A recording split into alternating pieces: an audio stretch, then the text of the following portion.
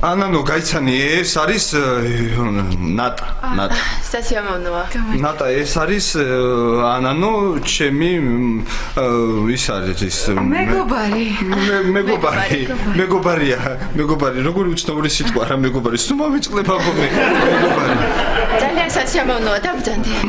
არა, მადლობ, მე ისე წვიმას აპირებდა, იცით და შემოვედი, მაგრამ გადაიღო და ჯობია წავა. გადაიღო. გადაიღო კი არა, ის არა, დაბრძანდი. დაჭირი. შეუკვეთე რაც გინდა, მე გადავიხდი. დათო, სიტყვები პირველად მესმის შენგან. რა ხდება? სამსახური დაიწყე? სად მუშაობ? სად მუშაობ და იქ ჩემთან მუშაობს. მე მაქვს არასამთავრობო ორგანიზაცია, ჩემი ისე კარგად მუშაობს, ჩემთან მუშაობს.